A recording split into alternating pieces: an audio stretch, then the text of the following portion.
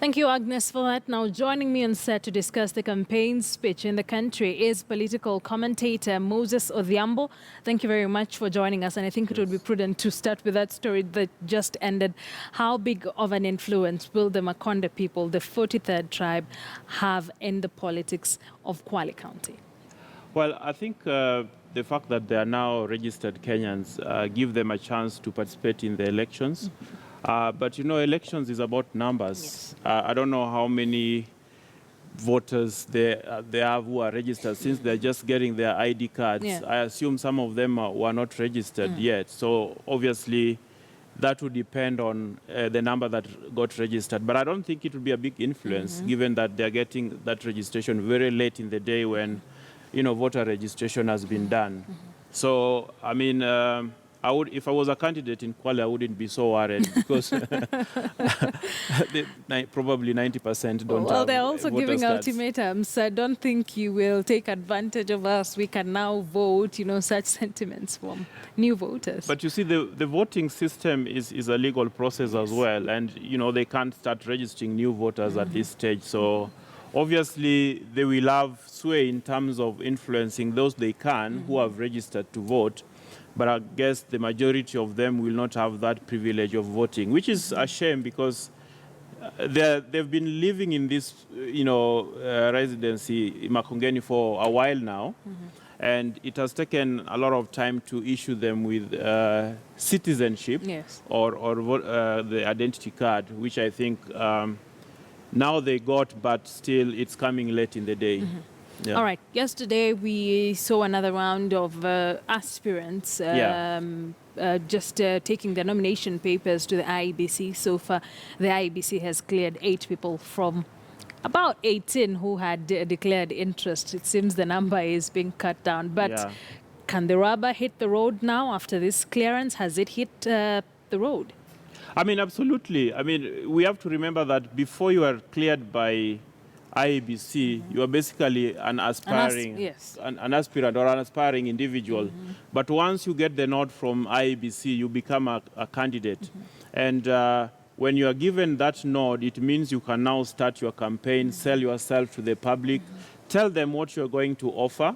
And I think the 8 presidential candidates who got the clearance are now free to visit, you know, all corners of the country to sell their agenda to the public so that people can put them on the same pedestal and say, who is offering what and who do we vote for based on their ideals and, you know, policies that they're saying will save Kenya. But having said that, I think people don't like it, but to be honest, I think it's still a two-horse race. Two-horse race. Yeah.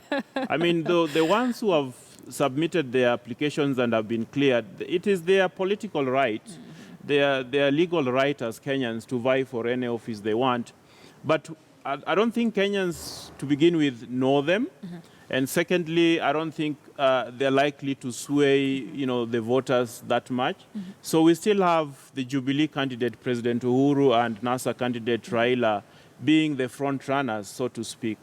Yeah. All right, we have very interesting people in this race, apart from the 2. The other 6, we have a Joe Nyaga, who worked in the government of Mwai Kibaki as a Minister for Corporation, who was the advisor to President Uhuru Kenyatta on regional affairs. We also have one Cyrus Jirongo, and these 2 are seemingly deemed to kuharibu hesabu for Jirongo in Western, that the opposition is expecting to get excellent support, and Joe Nyaga in Central.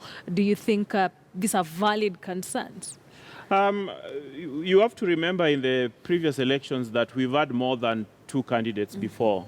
And Abduda Diba, for example, ran in the last election. Cyrus Jirongo has run before, if you remember.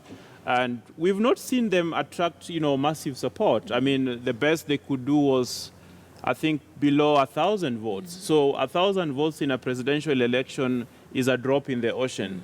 I don't necessarily think Joe Nyaga would have a huge influence from the central province as he would want us to believe.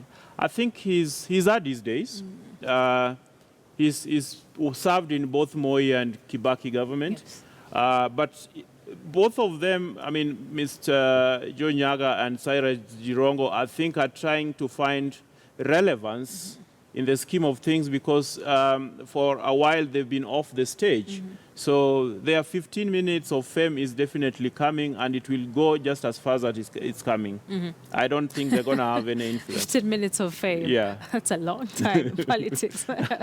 Yeah. Do you think the IEBC is all set and very well prepared to conduct the elections on August 8th? Just about 71 days to go.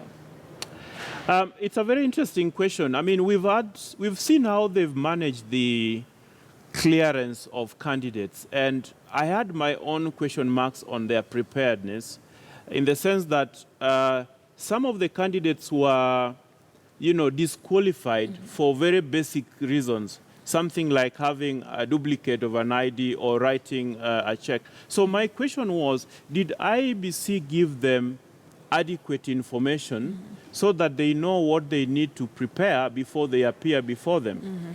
The question is, if IEBC is not able to educate the public, then people may not know, people will not know what is expected of them, and therefore raise questions on their preparedness. We have to also take into account that IEBC is new in the office. They are learning the ropes pretty fast. They've been in the office for the last 2 or 3 months. But I want to give them the benefit of doubt because nothing outstanding, nothing big has happened to show that they are not capable. There have been questions on whether the registration and the clearance or what we call pruning of the register has been complete. There's still questions on tendering of the ballot box. There's still questions out there for them to convince Kenyans that, they are putting their house in order for the elections. But at this stage, we still have about 60-something days. It's actually 69. 69 days. Yes, I want to give them the benefit of doubt. I think they still have the time to put everything in order.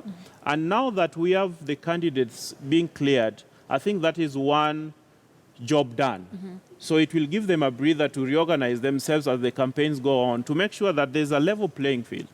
Because at the end of the day, they'll get a lot of banishment from the candidates if they don't seem to be doing the right thing. You've raised a very valid concern there on just how much education, civic education was given on these people who are aspiring to run. Yesterday, one of the aspirants who was denied a chance or who was told to go back, he does not have everything said. He was only given 2 weeks, told 2 weeks to the D-Day that he needs to collect 2,000 signatures. So have we failed on this end?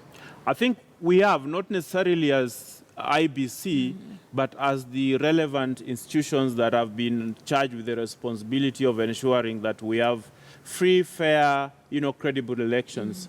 I think beyond IBC, we have civic societies that are charged with educating the public. The government has a role in this, and also the normal mwananchi. You need to know your right as a Kenyan on what is required of you during election time. Now, some of us are late, Johnny come late sort of people. They will wait until the last minute to be told, you need to confirm your registration details. Actually, over the weekend, I visited a registration center in Kilimani, and out of the 13,000 people who are registered in that area, less than 30% had gone to confirm that their details are, in order. So in one aspect, I blame the public, but I think the people charged with civic education need to have done more than they have done. All right. Moses, thank you very much for that. Moses Odhiambo is a political analyst joining us here, helping us delve into a number of issues in the political landscape in the country. We'll take a short break, but before we go, we have a breaking story. Former